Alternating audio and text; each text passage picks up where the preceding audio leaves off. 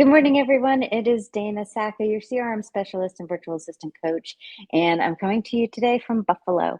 And I've never been to Buffalo, so this is a whole new experience from me. And I'm sitting here in the hotel room. It's kind of fancy, kind of cool. And today, what we're going to talk about on the But Dana series is actually one that I hear a lot. But Dana, I don't understand all the tech. I don't understand all these systems. I don't understand, guys, you don't have to understand everything. And I give you permission not to have to check everything out. Um, you guys have seen me, like, I've shared things that are from AppSumo and stuff like that. Guys, if you don't know tech, please stay off of AppSumo. It's dangerous enough for us as people who geek out on that sort of thing. But as soon as you don't know all about it, you're not really sure what you're looking for, it's really the epitome of the ooh shiny syndrome. So, one of the things that a lot of people get stressed about is the fact that, well, I see this person and they're using this system and it's working really great for them. And so I'm going to go buy that one. But then all of a sudden it doesn't work for you. Then you switch over to this other system because someone else said, "Well, I tried that one as well. It didn't work for me, so I tried this one." And it's like doing amazing. And now I'm like not thinking at all, don't have to do whatever. Whatever. Then you try that one. You spend your money. How many of us have done this? I mean, come on, our credit cards are now saved wherever the hell we want to save them. And we end up just going click and okay, free trial. And then we forget about the free trial. And next thing we know, we're charged $100. We're like, what the hell? And we still haven't gotten anywhere. And we're stressing more about how to do systems than we are about doing the things that actually make us money. It doesn't mean that systems can't make you money, but you have to find the system that works for you. And you need to know what your plan of action is and how you work. For example, I need an app. I don't want to go to some web page that, or have an icon that opens up a web page. To me, that's not an app. It's not an app. It is not something specific that is only working on whatever device I'm working on.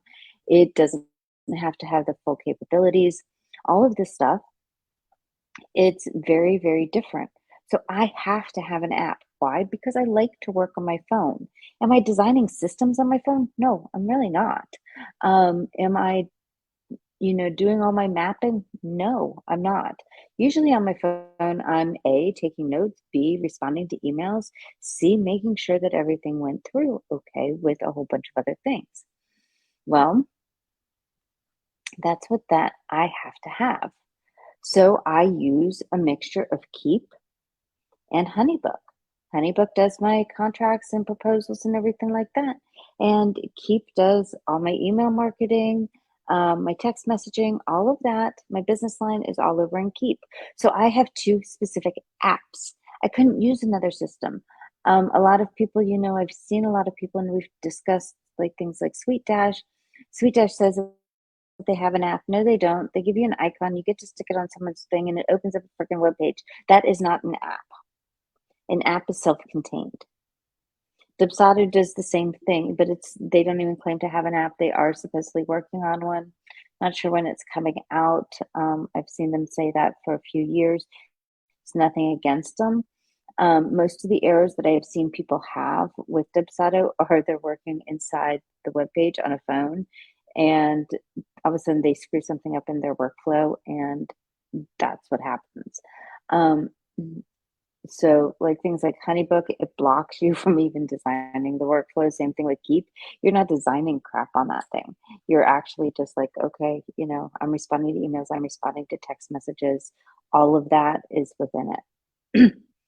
um, that's me. There's a lot of people that I know that do not work. They do not want to work if they have their phone in their hand. They don't want to. So since they don't want to do that, having an app is not important to them. They want something that works on a desktop computer, laptop, something like that, where they go to a specific place and they are working. Perfect.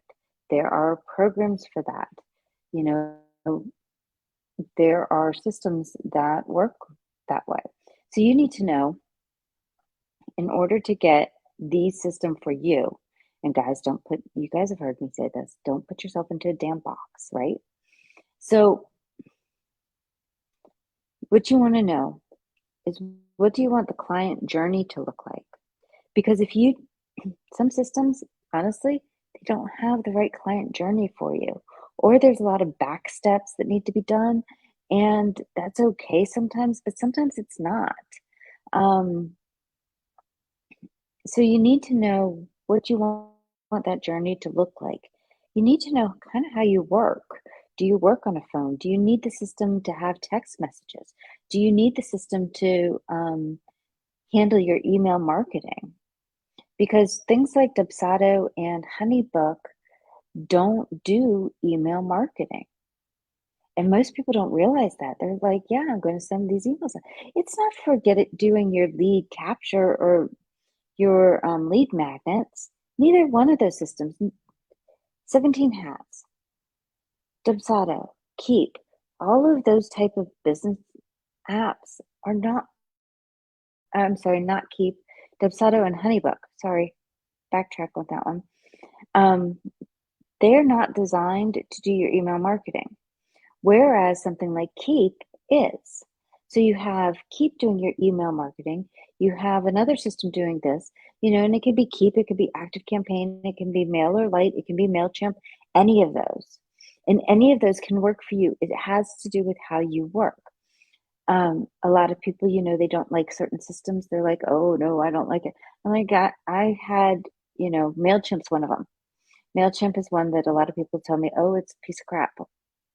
I used it for over 12 years for two different businesses. It worked absolutely wonderfully. We never had a problem with it. I don't see what the problem is. So that's up to you. They didn't make too many changes. I can still go in there and it still looks the same. So I'm all good with that. Um,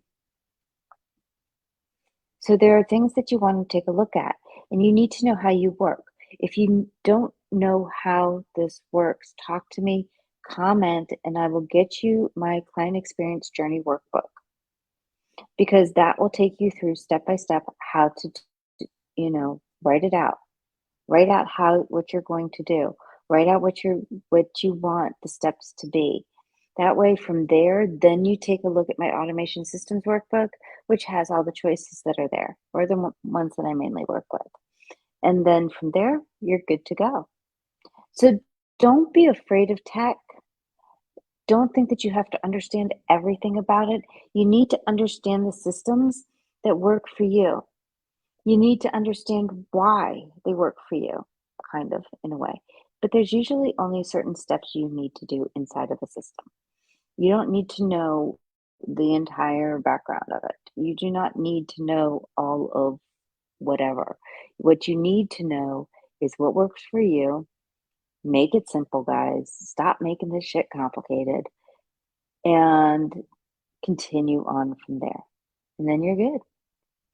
Hope that helps, guys. Like I said, drop it if you want the client experience workbook, or if you want my automation systems workbook. I'll get you the links for those. And I will talk to you all soon. Have a great day.